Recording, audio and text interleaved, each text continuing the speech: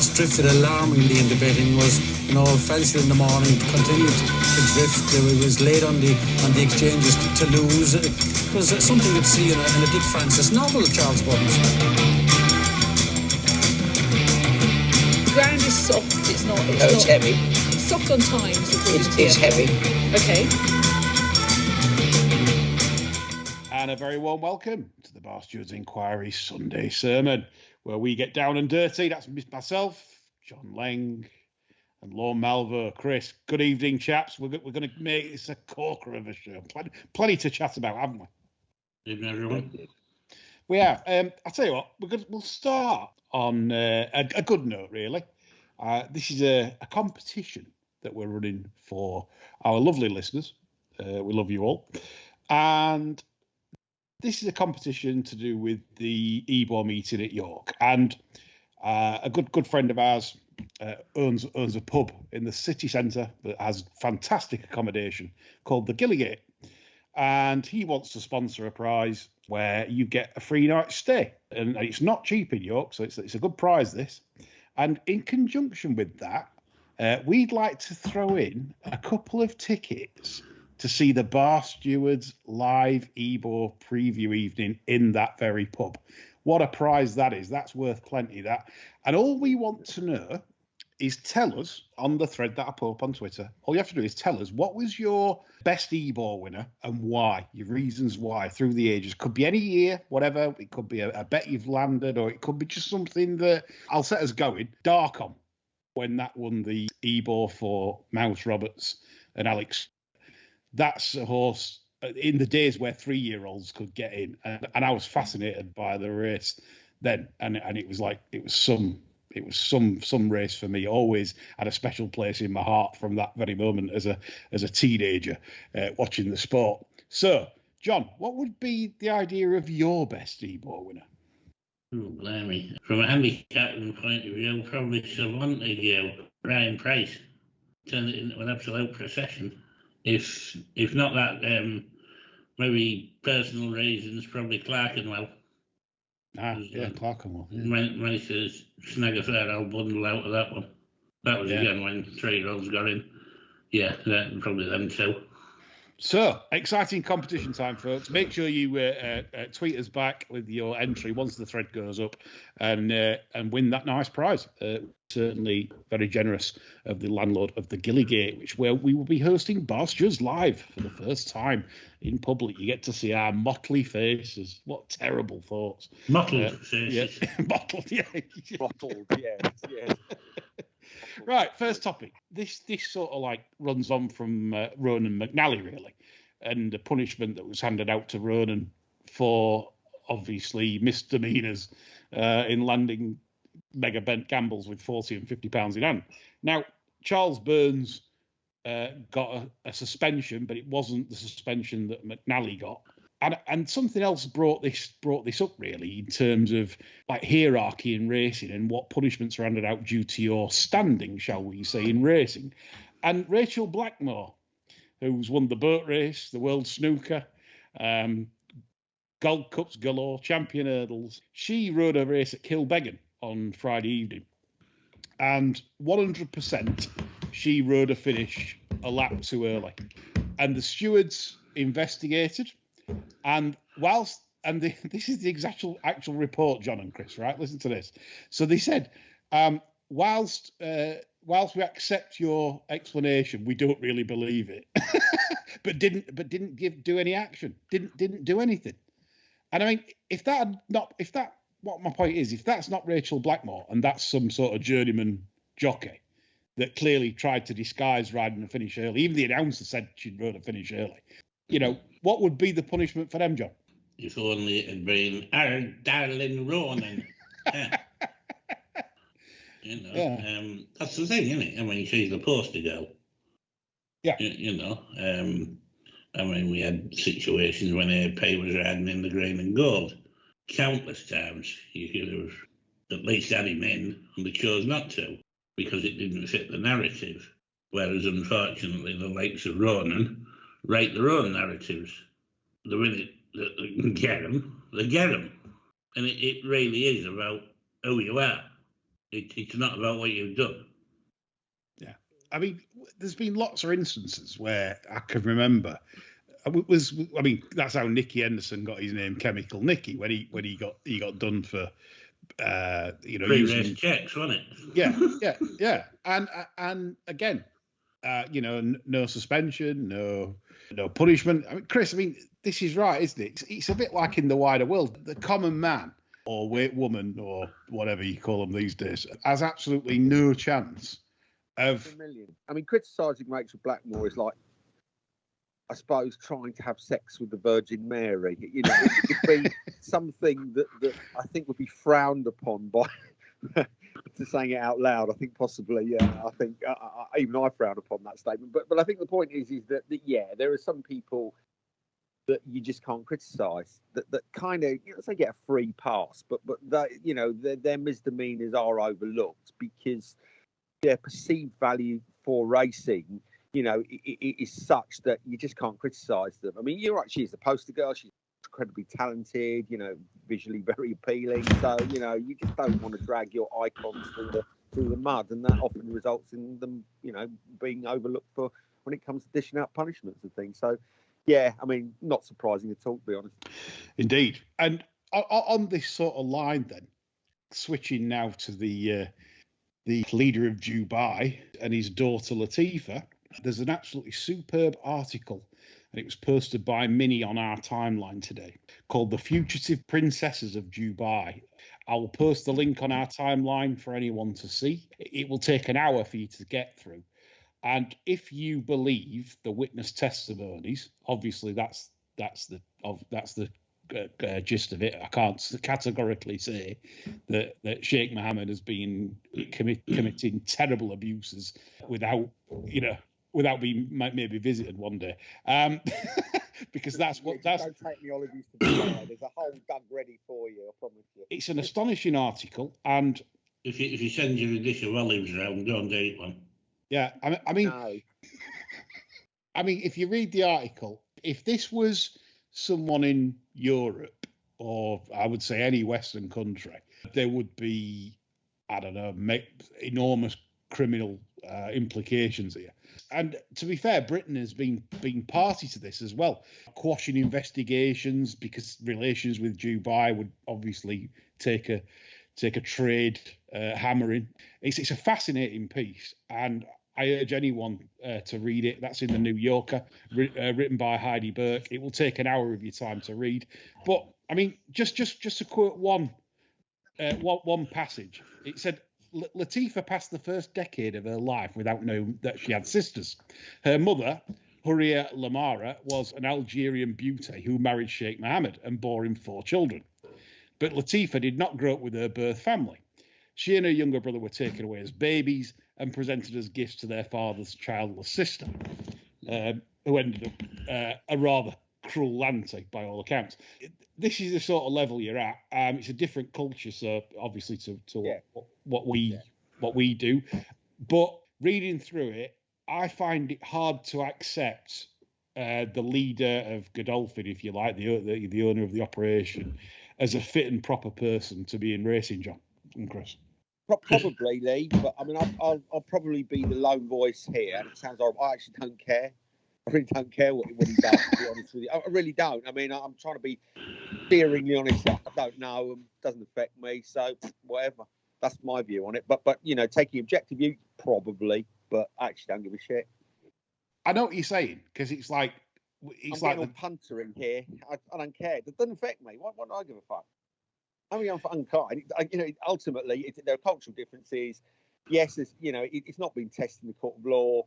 Worse goes on all around the world. Yeah, I know that's sort of, kind of. It actually was in a court of law. Was it? Sheikh Mo was found guilty of kidnapping. But ultimately, as you say, nothing happened really, or nothing to affect his kind of role leading Godolphin. I just don't care. I mean, that sounds horrible, doesn't it? I really don't. I'm trying to you absolute John. What do you say to this heartless bastard? Yeah, I am. I Well, just fed up of let's giving be fair, he's not surprising anybody, is he? No, I just fed up of giving shits about or being required to give a shit about things that don't affect me. And I know when all these people come on and go, "Oh, isn't it awful? We shouldn't be." They don't fucking care, do they? You know, that's the issue. So I'm being honest here. I'm declaring an interest. I don't care. There you go. Fucking print that. Well, we're not called bar stewards for nothing. I can't say I'm quite in that camp, but No, quite. No, I'm being sort of mildly provocative, but fundamentally, we don't know them. We don't know what goes on. It's all sort of a bit of pearl clutching, isn't it? When you read these things, oh, isn't it terrible? You know, but ultimately, if racing gave a shit, they'd do something about it. They don't really do that, and why should they? Because that operation, you know, provides employment for, you know, gazillions of people. And you know, I suppose at some point in our life, we've all worked for firms that have got questionable morals, and, you know, and none of us, as far as I'm aware, have said, oh, don't fancy working for ICI, you know, because of their sort of pollution of you know, various parts of the world. So don't care, not interested. Yeah. okay, that's Lorne's rather left field take there. Jonas? You won't be surprised to learn that I do care and care deeply. I wouldn't care if the same rules were applied across the board, but they don't. You know? For the reasons as you've articulated, you know, there are some people in racing that you just can't criticise. Yeah, and you know, I mean, you look at the John Dance situation. You know, I mean, he hasn't kidnapped anybody. We know that for a fact. Yeah, you can't have a runner. Free James Horton. Damn right. You know, I mean, that man's career's on hold. You know, after a really promising start. Or what at the end of the day could be a technicality. But because John Dance doesn't own half Newmarket, the BHA have been disinclined to. But it's worse than that, John. It's, as we said before, it's about money. If you nick a pound or undertake some kind of activity that results in, you know, people allegedly losing money, that's worse than chaining people to radiators and kidnapping and all that. You know, money's the worst. Yeah, I mean, I get that. I get that. Another thing that annoys me is the loving for Godolphin in the media. All right, you know, I mean, don't give a shit about whatever he's alleged to have done or not alleged to have done. But this nauseating rubbish all the time when they have a winner about, oh, Sheikh Mohammed's brainchild, Godolphin, and how he takes him to Dubai to Winterham, and it's all been wonderful, you know. No, sorry. The man bought Palace episode, for fuck's sake. As I said, my opinion is I'm in Chris's camp probably when it affects me a lot. Like it's like, why should I give a shit about anyone else? But you know, they don't care about me. But there are certain things that I just struggle with, and this is probably one of them in terms of it's just where I am. Cruelty towards women and stuff. It belongs like in Dark Ages. You know what I mean? It's I can't have this. And then like John says, you know, supporting them, you know, like trying to cheer home a winner, it makes it very hard. It's like if that non's Prince Andrew one, you know, it's the same thing. I can't be doing it. It's the same with Philip Schofield owning one. You know, I don't do I mean, if someone gone too far now. Yeah. I mean, if someone who paid 12 million to get that non's Prince Andrew off. Yeah. So, sorry, Chuck. He settled it, didn't he? I mean, that's not quite the same thing as. Well, he didn't settle it, did he? Another prominent owner settled the bill for him. Yeah, that's exactly right. Yeah, it's a tricky one. I mean, I suppose, you know, people like, you know, people that are guilty of crimes that are, I suppose, closer to home, you know, obviously have greater resonance than crimes allegedly committed far away and subject to different sort of cultural norms, etc. But you know, ultimately, whether you care, whether you don't care, the reality is that Sheikh Mohammed is such casts a massive shadow over racing. You know, he ain't ever going to get criticised by the powers that be, no matter what he does. Absolutely, there was literally, I think, nothing that he could do that would cause him to to fail the right and proper person test. That's one of the other questions Davis said about, like, you know. Well, I wonder if he kidnapped Rachel Blackmore. What would they do? No, I'd still fancy Sheikh Mo to come out of that. I'd still fancy him for that. I mean, for our younger listeners, if we've got any under about 45. Not now, we haven't. No. What I would say is that it's unfortunately a life lesson on how corrupt the world is, really. It's basically, it's whoever's got the biggest bankroll tends to win. And whilst it's apprehensible that you can break laws, you can just do what you want, you can send people in to do dirty stuff. It kind of that's how it is. You know, you'll learn one day that's there's no way around this. And as Chris rightly says, there's no way that the racing media, they might print the odd article, but they ain't coming for Sheikh Mo. And it's the same in big corp in betting. There is absolutely no chance. They'll be here. Even these antis that want rid of the big corp books are saying, they're evil and this and that. They're not going anywhere. And that's just a fact of life. It's big business, and big business will always beat morals, common good, justice processes. It will always win. And sadly, that's a stark fact of life, however unjust it is.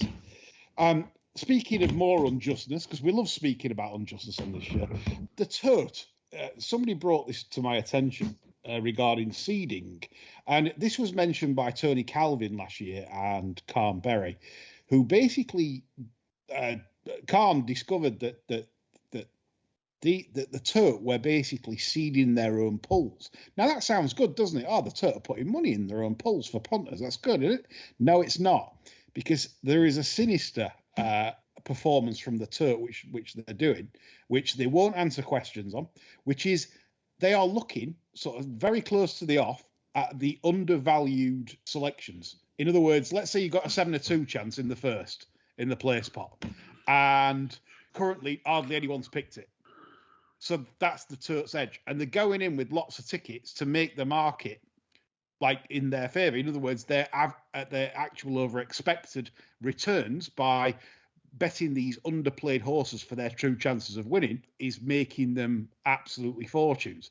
Is that fair, chaps? Is that fair on punters, or is that a corporate decision? Interesting what you say about them refusing to comment on it. Yep. Calvin tried to call him out last year. I listened to his pod, and they basically gave a load of shit in response. Yeah, unfortunately, the fact that the Tote is now out of government hands means they're not obliged to talk about it.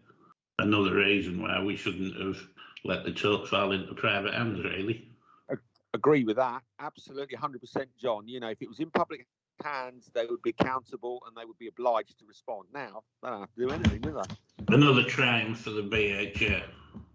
It is. Who this week, by the way, have taken on 2 more new board members, executive board members, and both seem heavily involved in diversity. Yeah, quite right. Not the group, the dance group. I like the dance group. Yeah, they're quite good, aren't they? Yeah. But yeah, so I don't know what that's about. As we know, that these governing bodies, such as the Gambling Commission and the BHA, are employing people with very little skill sets to actually help the sport. And these are 2 more appointments that I struggle to find an advantage what they're going to bring. They're non-execs, aren't they? And, you know, I think if you read the bios, which I did, that they sort of shoehorned in some kind of tangential reference to racing. One of them, I think, owns a retired racehorse. So, you know, so that ticks the racing box. And I think the other one is something to do with was previously called West Ham. So that's a sporting connection. So that'll do. So that was as pro racing as you got from those 2 characters. John, it's almost like they want people to come on board that won't upset any apple carts. Am I right? I've been saying that for 10 years about the sad and sorry state of the hierarchy in racing. I mean, there's just, you look around and there's no one to give you any hope that they're going to fight for the sport. Not as sausage. It's very, very depressing. Chris, you love my foil hat bobblers or conspiracy I do. theories Yeah. and stuff like that and all shit that I spout. But to me, it all feels deliberate. I mean, since we had the start of the pandemic, I'm there thinking, right, I'm going to be 3 months without earnings. That's all I thought about. I didn't think about anything else. And then 3 years later, just about, I'm here at this shit show where in a year's time I won't be able to get any sort of bet. And the animal rights are popping up all over the place. The BHA are employing these non-execs that seem a bit wokey lefty, if you get my drift. The Gambling Commission simply have a lot of people on board that are working for gambling harm charities. Now, forgive me for thinking that this is deliberate. Yeah. Well, there is, you don't have to be a foil hat flat earther, do you, to think that there is certainly an agenda. There is a strategy, whether it's, carefully articulated and coordinated as, true conspiracy sort of theorists would suggest. But there is definitely a direction of travel, isn't there? In terms of reducing people's ability to do things which the government, for whatever reason, doesn't approve of. The appointment of these two non-exec directors just is simply an example of like appointing like. People in a particular echo chamber or glass bubble, will recruit and form relationships with people that look like them and sound like them. So it's kind of a self-fulfilling prophecy. I wouldn't have expected the BHA to recruit anybody that isn't all similar to those who are already on that board. But yeah, I mean, there is a direction of travelling, and I think it's really becoming increasingly difficult to try and deny that now, because everything every week seems to be down to reducing people's civil liberties, I think.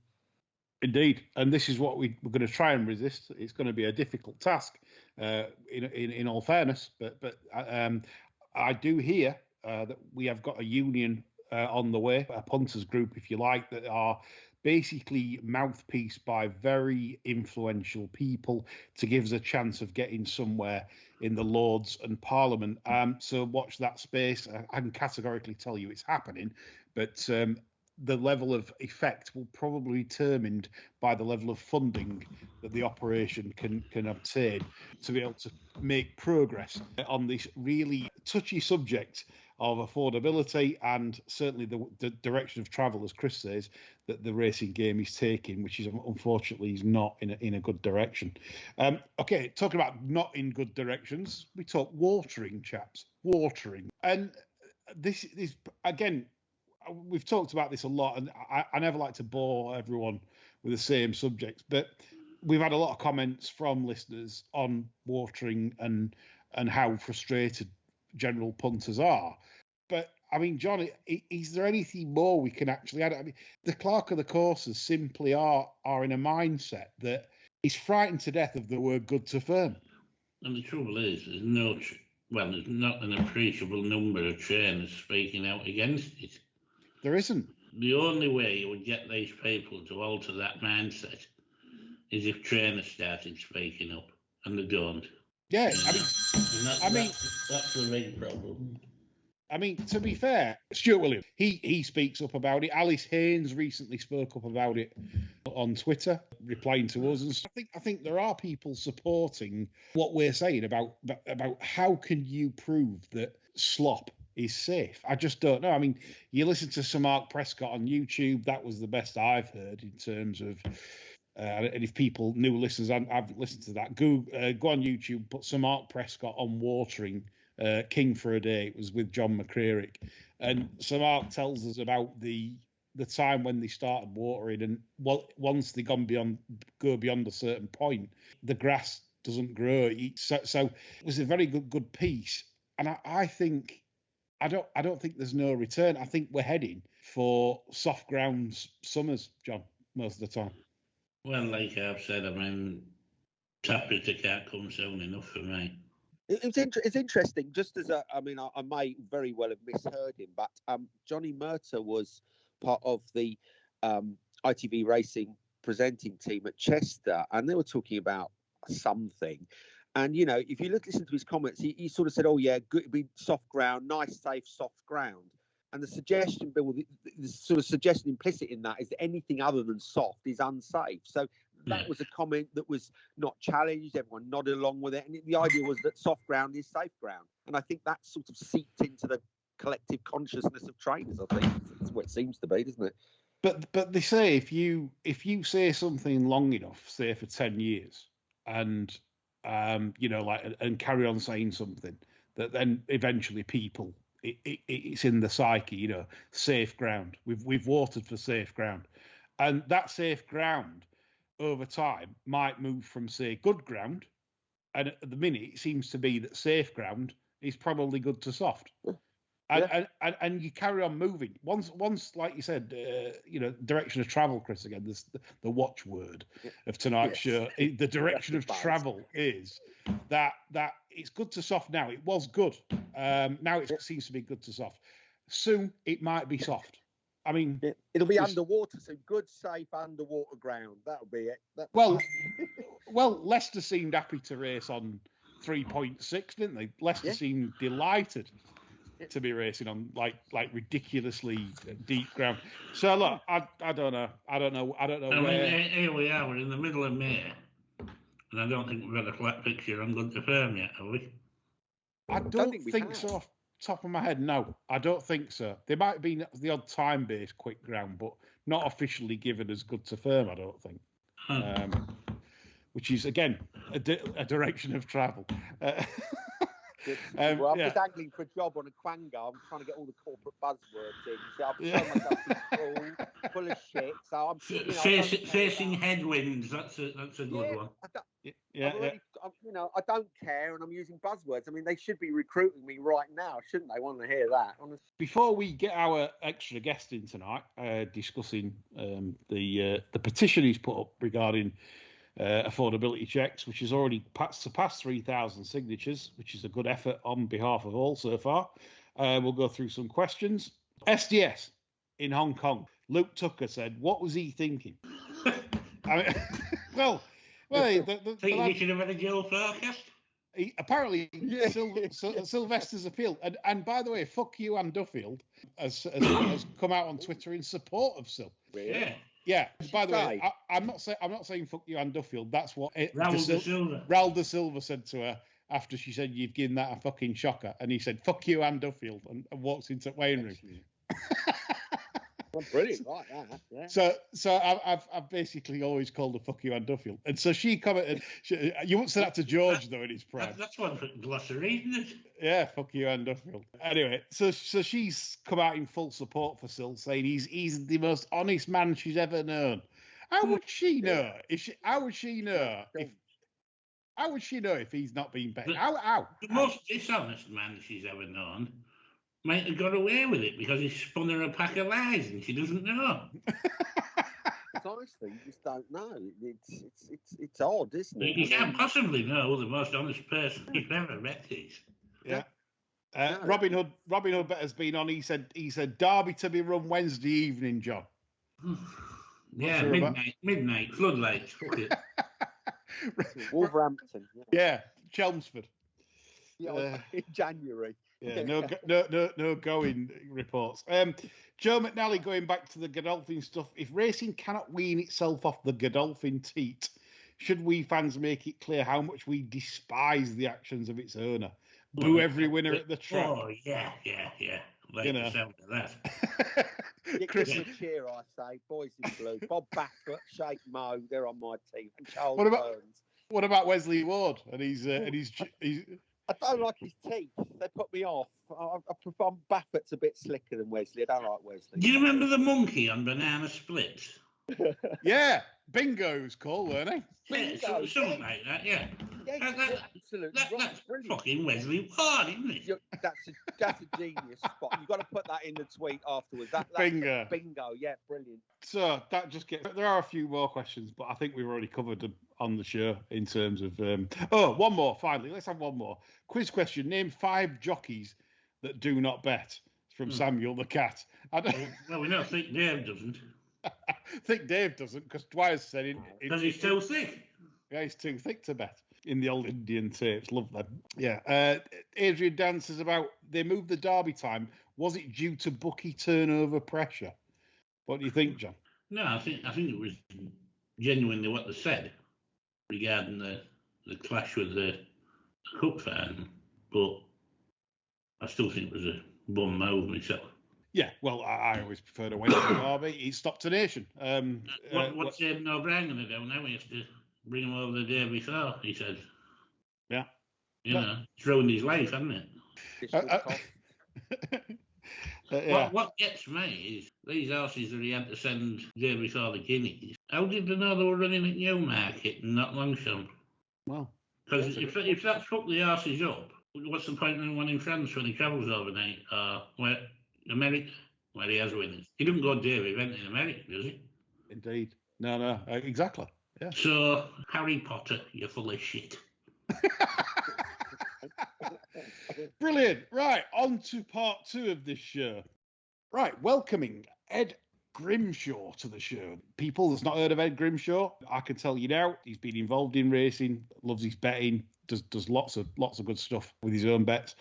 And Ed has set up a petition in Parliament that's basically not allowing affordability checks for sports betting. In other words, they should be applied to possibly games of chance, casino betting, rather than horse racing and sports betting, where punters have a chance of being, able to make a shrewd skill call. And this petition has now reached 3,062 signatures, which I'm sure Ed is very proud of.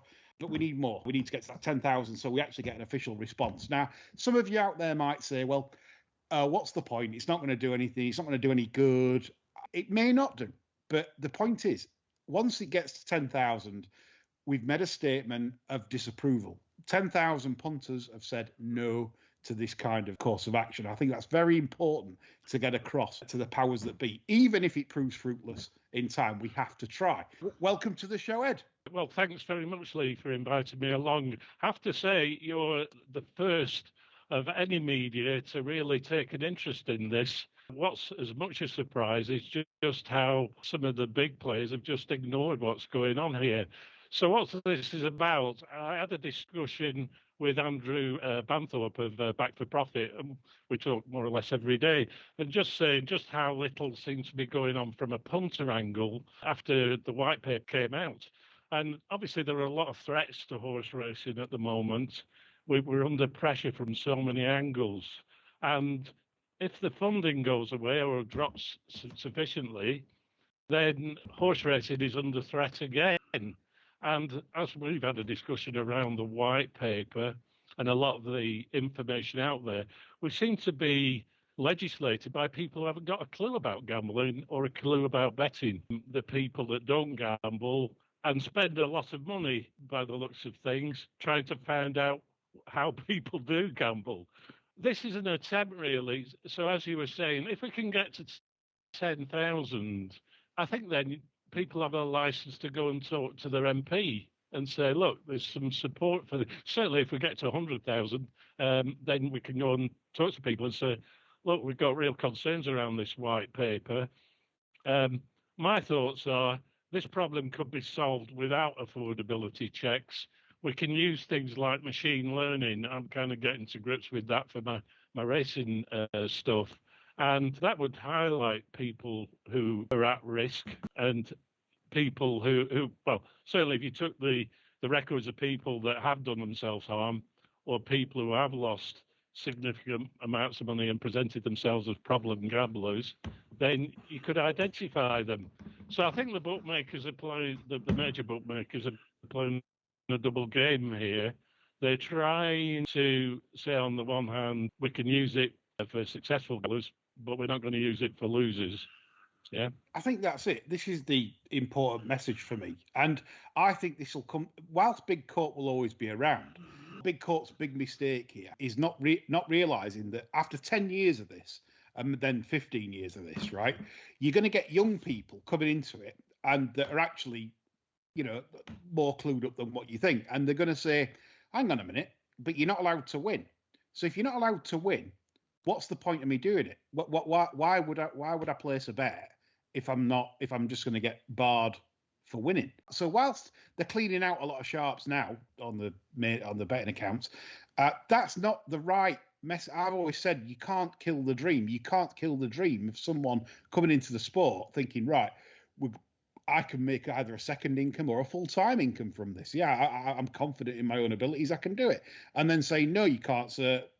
We're not facilitating that. You don't lose money. So that message from Big Corp might end up coming back to haunt them. I mean, Chris, coming to you on this, right? You've got to agree with me this one, surely. Yes, absolutely right. I mean, such is my agreement. I've got nothing to add, because I think that encapsulates the entire issue. So yeah, I agree with you 100%. I think, it's a very, I mean, just going back to the earlier comments made, it's a really solid start, but I'm just amazed that there hasn't been sort of interest outside the sport for this. I mean, because it's always one-way traffic at the moment. Gambling is always bad. Everyone who has a bet is always a degenerate. And I'm just astonished that there isn't, more resistance at this early stage. But hopefully, momentum will kick in. Isn't that because society's changed though, and it's better now in the media to score points for the afflicted than it is for the actual defence of the game itself? All I would say is that it's kind of understandable that the media are obsessed with gambling harm, because gambling harm stories always come with a nice human interest element, right? It's much more interesting for sort of an impartial viewer to see, somebody who's had a terrible time, etc. There's lots of emotion there.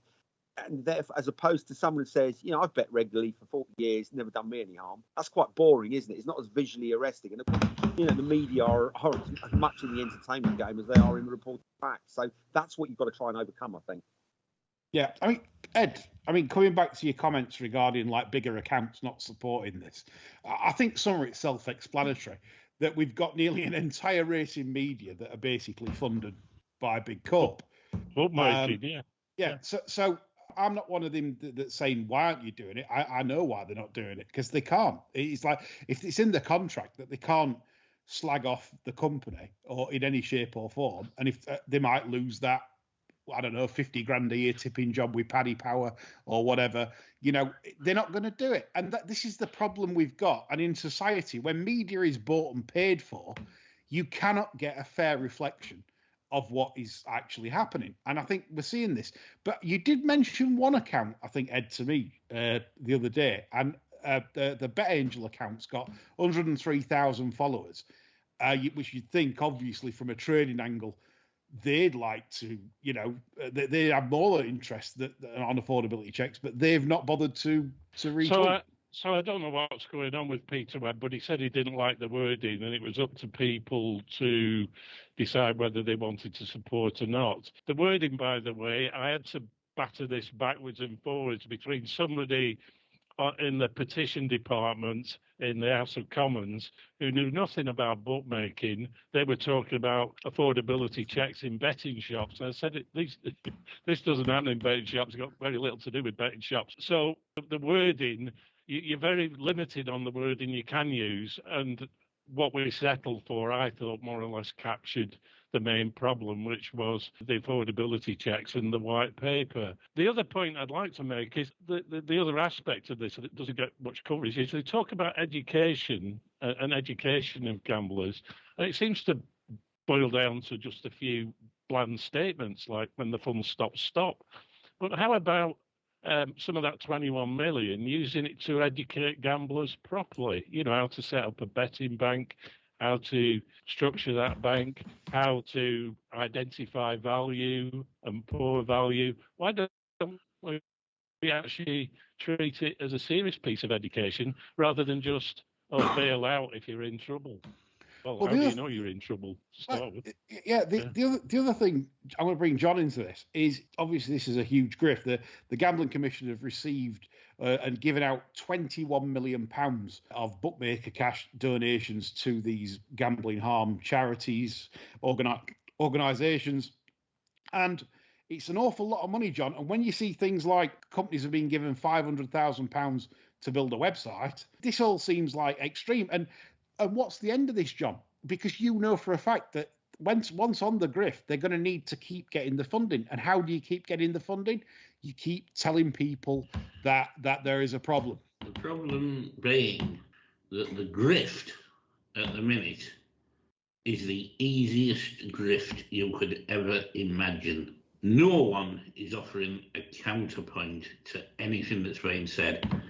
You're getting thick idiots like Shilton and Merson going on the telly spouting absolute cobblers about gambling harm when the pair of them have just been absolute degenerates anyway. And it's not contested in the slightest. And the damnable misery of that is that there's not anyone come forward from the BHA to counter these arguments, even though the BHA know full well how this sport is funded. Yeah. And that in itself should get Julie Harrington dismissed from her post. Good point. Coming back to you, Ed, because I said it before you arrived on the show, and I mentioned that I think this running down of racing, running down of being able to have a bet in an unintrusive manner, I just think it's deliberate. It has to be either mega incompetence or it has to be deliberate. It can't be anything of the other, because everything that the BHA, the Gambling Commission, are doing isn't helping racing in the slightest. So the BHA welcomed the paper, didn't they, when it first came out, the white paper? Yes. Now, surely that's your first chance to start making comment and push back. They should be pushing back right from the outset, because they're dependent on profits of the bookmakers at the moment. Now, I think the one thing in that white paper that's it offers a slight incentive is this thing of moving the levy to turnover rather than profits. And I saw an interview with Joel Smith with Nick Luck kind of having this discussion. I have to say, I think he's got a conflict of interest in terms of he's made money out of some platform offering bingo products, which is, again, is the thing that got us into this problem. The fact they won't split the wallets between casino, bingo and sports betting, there's an absolute refusal to do that. And that's probably where the BHA should be stepping in to insist upon it. The thing, that we probably don't want to get into too much about the BHA, but the thing that I see is the representation is very much weighted towards the racecourses and bookmakers. The punters, the owners, and some of the horsemen, although there is a bit of representation there, have been let down, and they continue to be let down. And all you've got in Julie Harrington is a second-rate administrator sitting over this, giving lots of cliches out, providing commentary, but taking no action. We need action. Yeah, we need somebody like a... I can't disagree with a word you've just said there. It's the same as John's hymn sheet for years on this, and sadly, the direction of travel. Yes. Sorry, I'm just setting up my anti-gambling website because my ears sort of sung when you said it's the easiest grift around. Yeah. It's like the BHA on all fours, like Kevin Stott after going 0 from 6 at Redcar on Ammo horses. I mean, when we talk about like winning, though, like winning punters, how in this country now winning punters are despised by the bookmakers. Why should you have a right to take money off me? I'm allowed to take a bet off who I want. Can I just say that the absolute doyen of the sport, in professional punting terms, is probably, that's gone public anyway, to my knowledge, is Patrick Veach. Now, Patrick has claimed that he's probably had in the region of £15 million out of punting on the sport. But you consider £15 million is chicken feed. Absolutely, and that's the bet. That's the cream of the crop. This is the main man. This is the man. Like £15 million. Whoopie do. I mean, it's nothing compared to what the industry makes. And well, so what? Denise Coates, what she had out there, she's like the Gordon Gekko of the industry, isn't she? Greed is good. I can take as much as I want out. There's not much conscience there, is it? So, as I said before, the bookmakers could solve this, and I would discriminate between bookmaking and some of the independents. The one thing I've learned from this is really we should do as much support as we can for the smaller independent bookmakers that aren't going to put the same restrictions in and con people into some of the other aspects.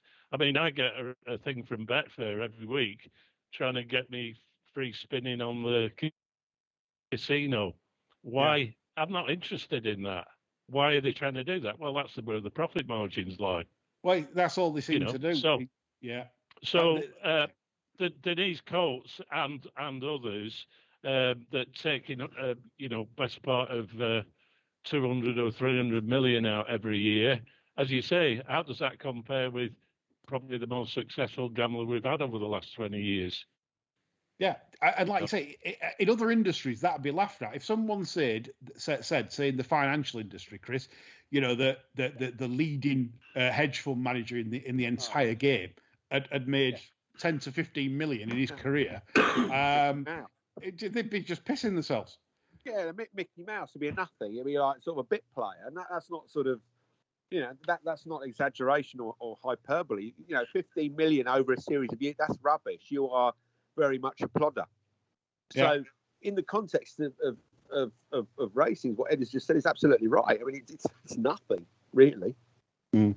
Yeah. Now, so going forwards, peeps, you need to sign this petition because it isn't just about you. I know, like races, we've said before, it's contradiction here. Racing is not a team sport. It isn't. It's a singular activity where everyone wants to get on. Everyone wants to get the money on. I get that. But you have to consider the wider implications here. This is just not about the case of whether you can get on. It's whether it's your choice and life. Once they come for racing and gambling, they will come for other sports. And unfortunately, something you enjoy, whether it be a cigar, whether it be who knows what's next. And that's the problem. They ain't going to stop at racing because this is not just about racing. This is more about social liberties. You need to defend that. You need to defend people's right to be able to do. It was very close to getting this debated, really, because when you think about it, the 3,000 that signed it, if they could all get 2 friends to sign, that's it. I mean, that's how close you are. I am disappointed for Ed because I wanted more support from big accounts on Twitter to support this, but I do understand why, and I'm not defending that. I'm just saying that's the state of play. Chris, me and you would probably be the same. If someone gives you £100,000 a year to maybe run a tipping column for, say, Paddy Power or at the races or Sky Bet or whatever, right? Yeah. You're not going to tread on that contract. You're just not. I would trade myself to a radiator in a basement for £100,000 a year at the moment. So that tells you. In Dubai. In Dubai, yeah. No air conditioning either. I'm not bothered about that. So, but you're right. So, whilst you're not agreeing with it, I have to say it's entirely understandable. People got bills to pay. They got mouths to feed. Look, it's understandable. So I'm not coming down too hard on them. But yeah, it's hard. It's a hard thing to give away, isn't it? £100,000 a year. It is, and if it's there, all right, Jack. So they're not going to do it, but. I am disappointed for Eddie on certain aspects of certain accounts because I think certain accounts could certainly do more that possibly aren't interfered with in terms of big court bookmaker sponsorship. I think more could be done, and I'm hoping that anyone listening to this podcast will share that petition from Ed. I mean, one thing, Lee, is I'm not sure the bookmakers want to do these affordability checks. I mean, I've been told that. Aspect of the business is they put more money into that than odds setting. If you go into a bookmaker now, into their head office, there's a handful of people involved in the odds setting, and there's a lot more involved in this.